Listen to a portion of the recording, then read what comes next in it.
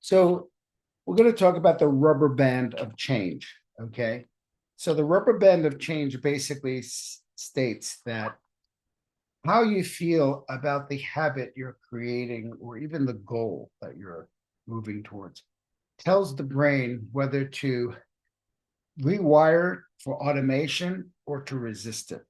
So, for example, if you go to the gym and all your tension is on lifting the weight and you hate it and all your focus is on the discomfort and you're just trying to get through it, if there's not a good reason, a good reward, or a really intense consequence, chances are you're going to find unconsciously find a reason not to go to the gym because it's almost like you're in a chain gang. You're doing something that really is difficult. Or if you go to yoga, you're stretching it.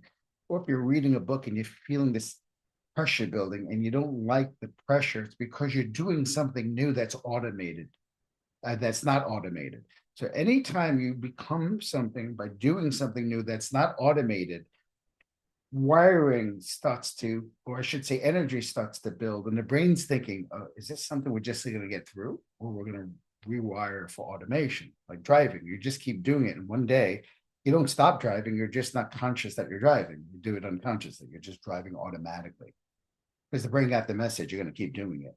But if you're doing something and you're just getting through it, and the brain is listening, it feels like whether you're starting to like this change or it's just something that you're doing out of compliance, it will always create a rubber band effect.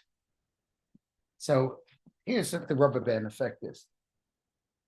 You start changing whatever that is, whether you're literally stretching a muscle or learning to read the book you want to read every day, or you're going to school or you're going for a walk every morning. Every time you push up against that rubber band of change, the rubber band gets more and more intense the more you push up against it.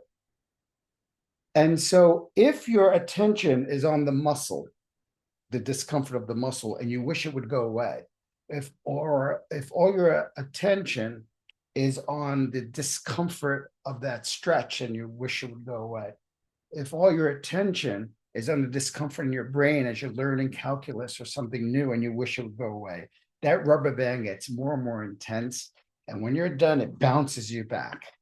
And that means every time you go to do it again, you're going to need much more reward or consequence to push up against that rubber wall, so to speak. But if while you're pushing up against this rubber wall, and this rubber wall starts to bend, and all your attention is literally here. You're living here, you're experiencing yourself here, and you're actually breathing through this. Two things. You're releasing your attention around it, meaning your resistance to it. You're breathing slowly, and most of all, you're reframing this discomfort, reframing it as rewiring happening.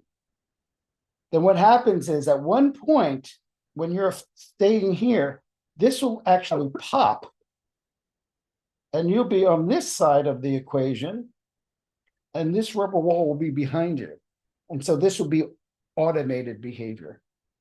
Arnold Schwarzenegger knew this. He said it in a very crude way, but he said, when people were saying no pain, no gain, he said, what do you mean no pain, no gain?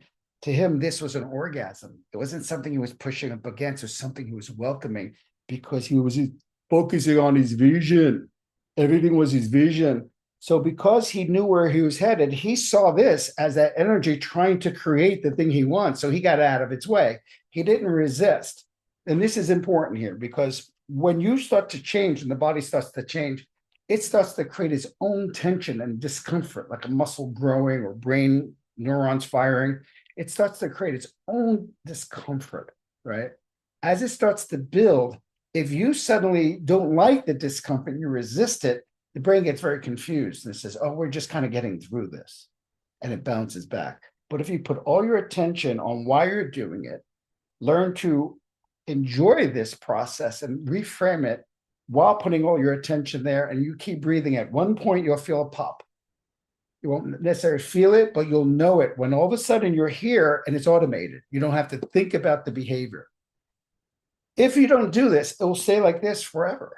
There are people that to this day, I hate going I like when I'm there after I'm done, but I hate going to the gym. They're always pushing up against this wall. So the brain's always thinking it's a goal rather than this is who I'm being, this is what's automated. And so it pushes through and pushes through and pushes through, and it bounces back.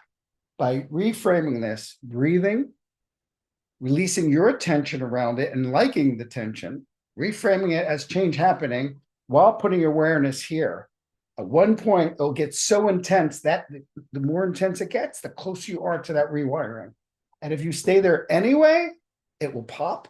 And suddenly you'll be doing that, whatever it is, you'll be writing that book or reading that book or going to the gym, and you won't even be thinking about it anymore. It'll be automated because the brain knows you're serious and that your attention is on this and you don't mind this. So it rewires because it can't stop you with its pressure. The pressure actually makes you like it. And so it says, okay, we have to rewire this person for change.